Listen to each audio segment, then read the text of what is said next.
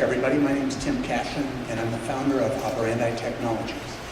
And I'm going to talk to you tonight a little bit about behavior that we all do, about a concept I have to see if we can put that behavior together with a technology, see if there's something really there.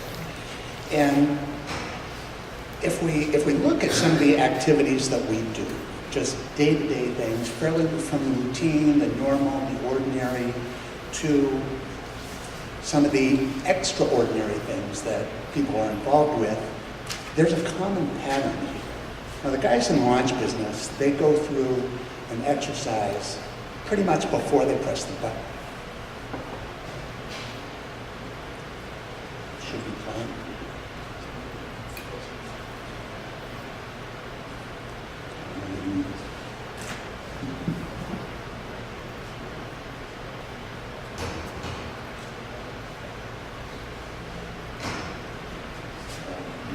Should be an audio playing. No audio.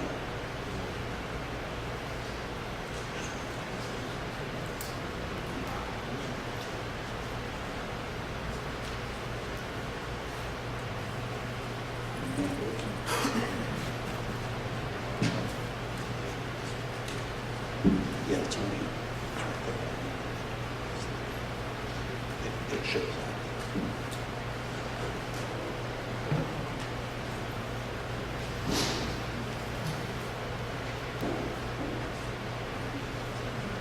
Okay, well, I can skip that. We're missing all the drama here, but this is an audio clip from Apollo 13 where he's going around the room and everybody says, yeah, we're good, go for it. And, oh, sorry, okay. So what this shows, both on the Apollo side and the people walking their family across the street, there's a general pattern that's pretty interesting, that we're pausing at the right time. The lady crossing the street, she stops at the curb.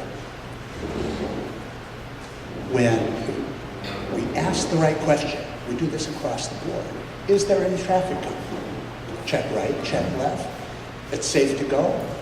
Okay, she tells her kids, or if we're in the launch control room, we know everybody is ready to fire off that Saturn V. Everybody's on the same page.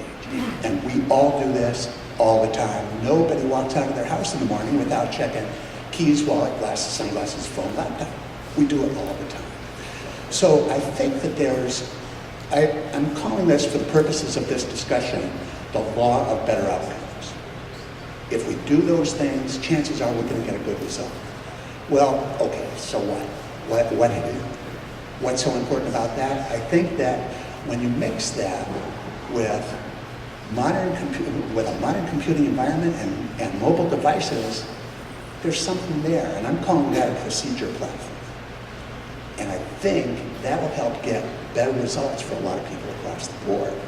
So what might that platform look like? Well, these are all of the components that you would expect in almost any large-scale environment.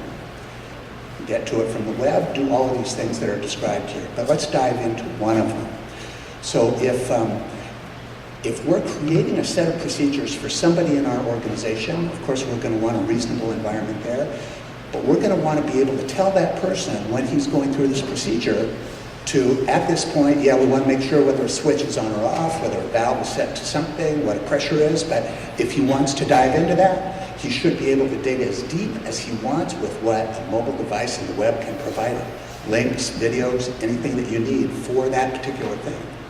Now, when you're on the receiving end of this, if you're the guy in the field and you're going through this set of procedures, you're going to go through it at the right place at the right time. The data that you provide, that yes, this is on, that's going to go upstream, but in the event of a failure, you can capture everything that's wrong.